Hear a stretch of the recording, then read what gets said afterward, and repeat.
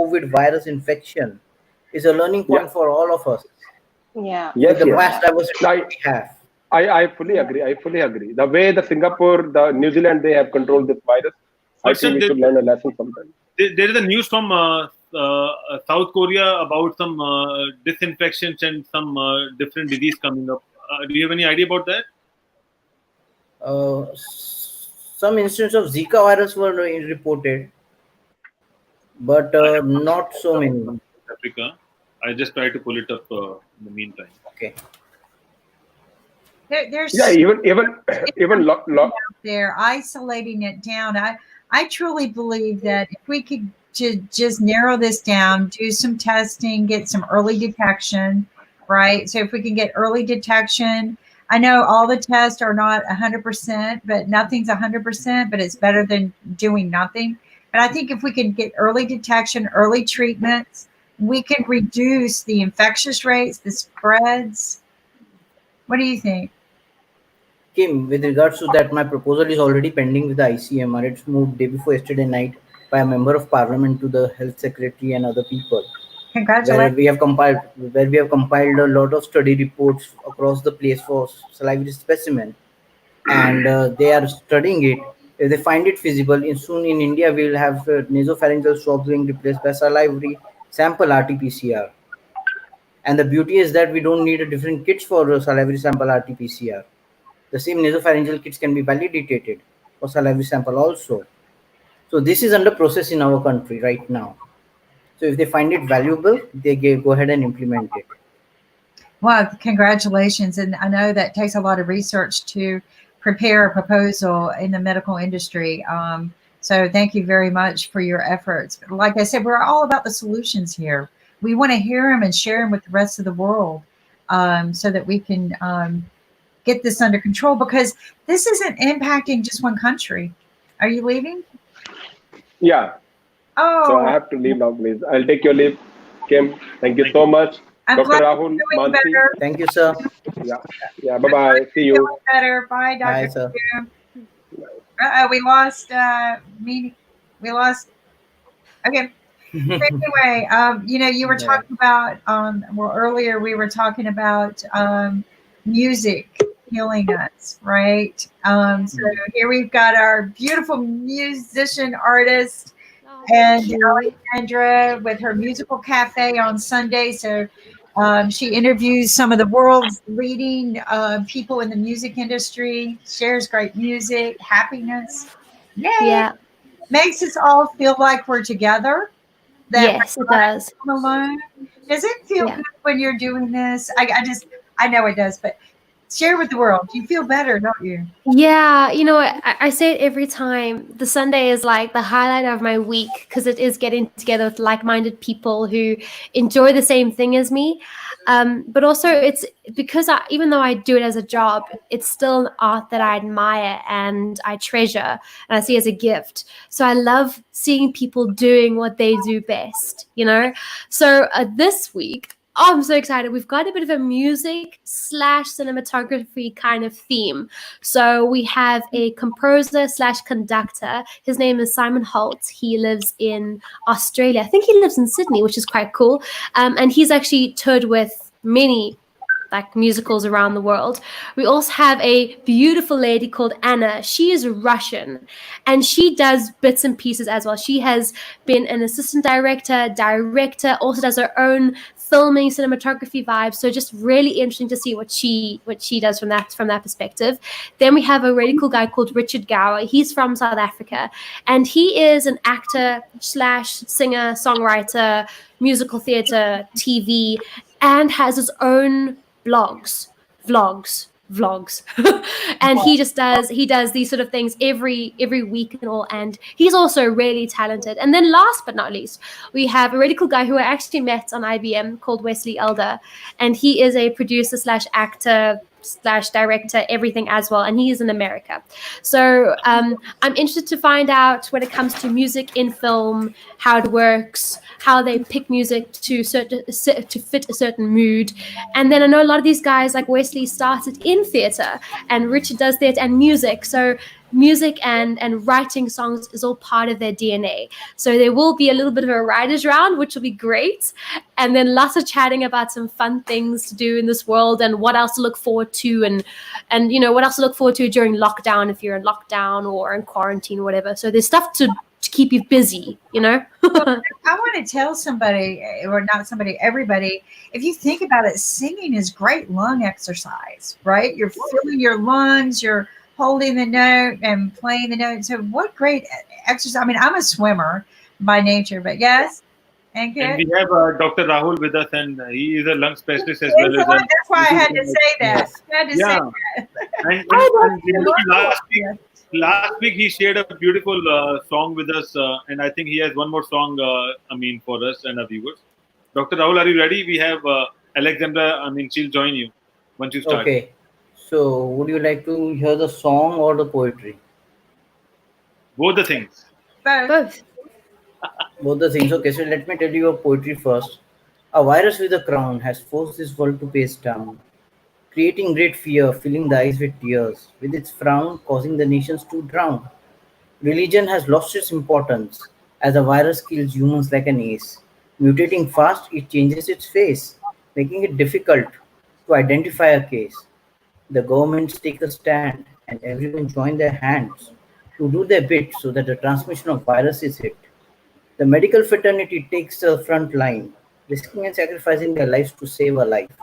And the researchers stand along in sleepless nights, trying to find a way to win this fight. The bond of love grows strong, and hands join to save lives in the storm. With a strong zeal to persist, we'll win this fight to exist. Wow. That It's is amazing. amazing. Thank you. We need these things to inspire us. I think the best part is that Yes. Dr. Rahul have used a lot of health-related words in the poem, and that is the good part because people generally don't use those words.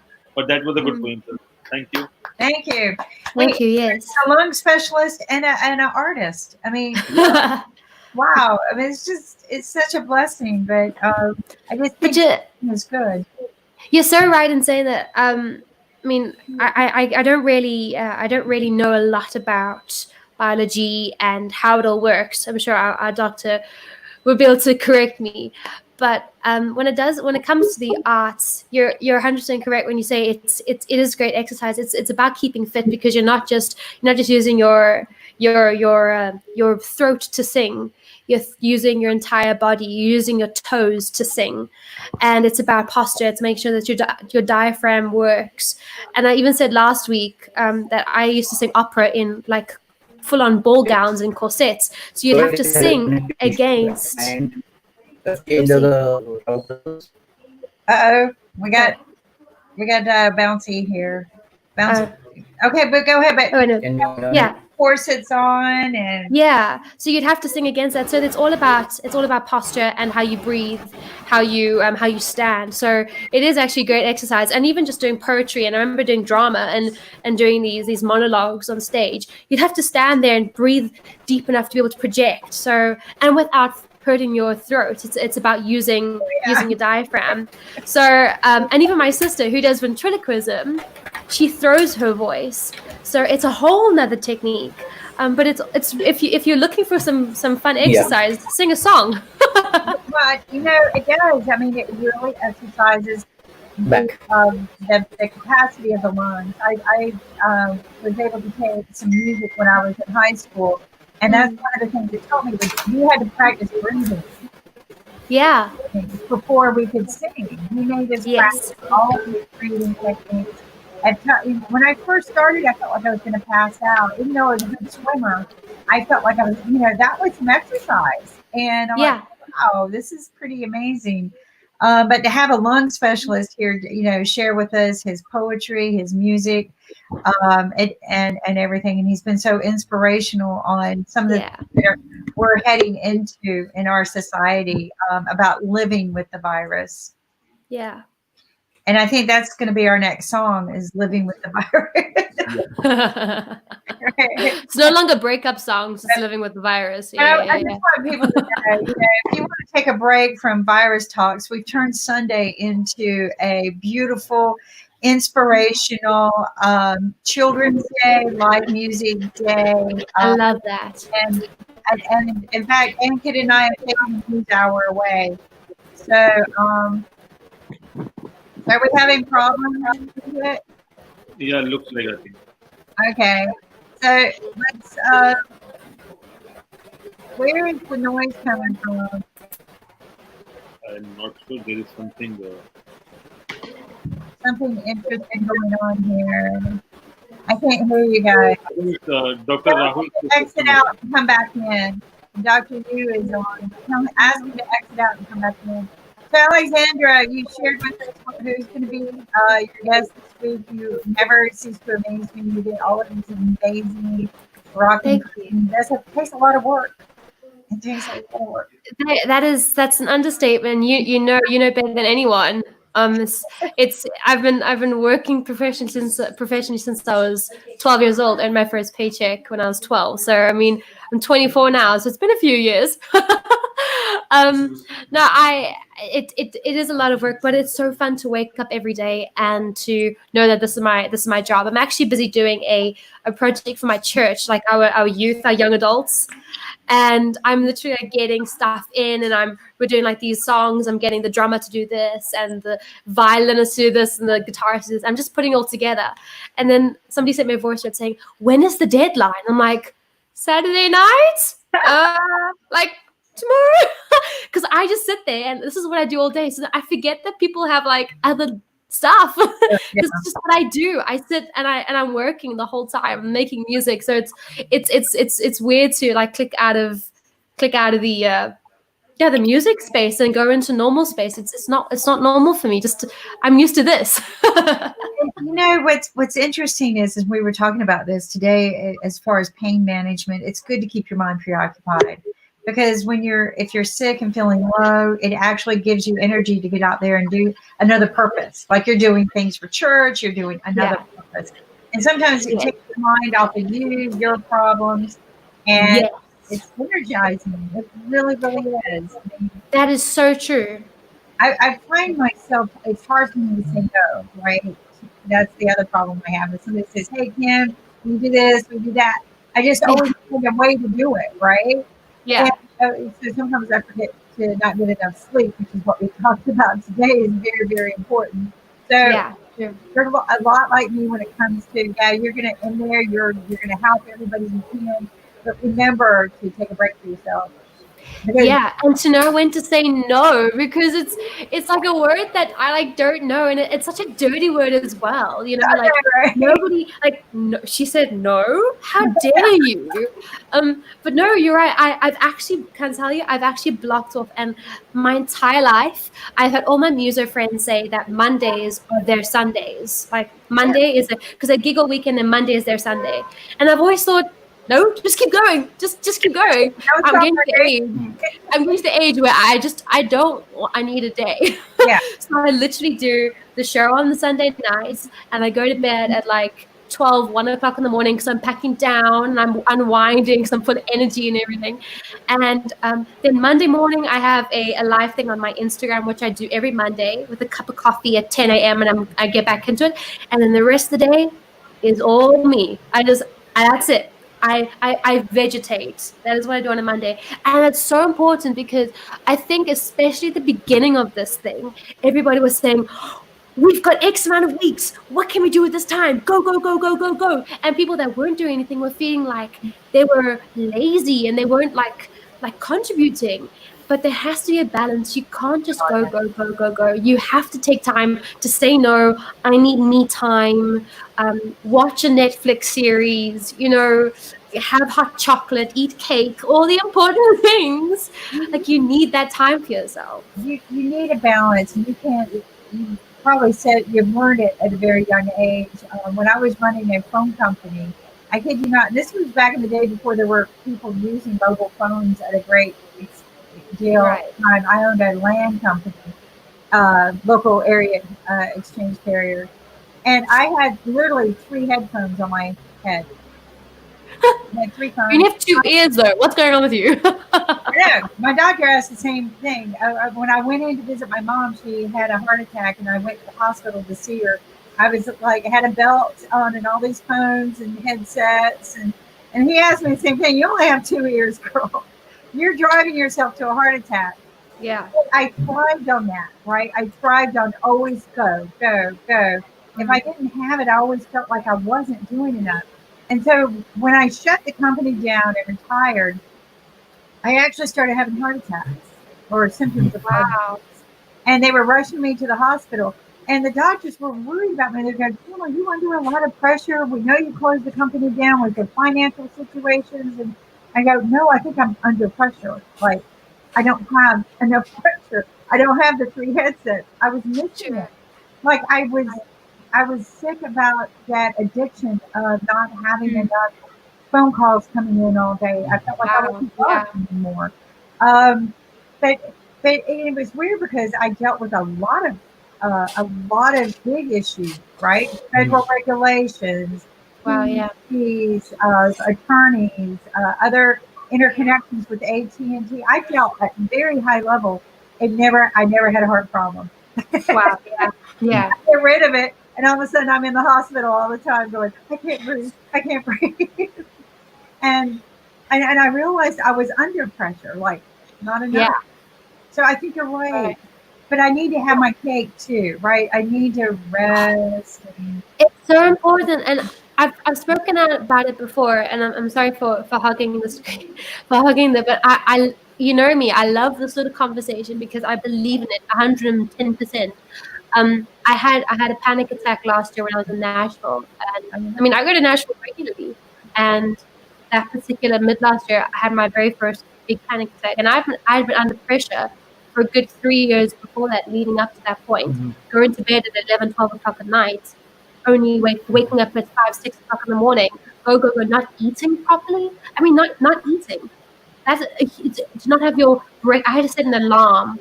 Have your breakfast. Have your snack. Have your lunch. Have your snack. Have a good dinner and have some dessert. And I had this breakdown. And I came home and it's because of all this pressure that I just wasn't taking care of myself.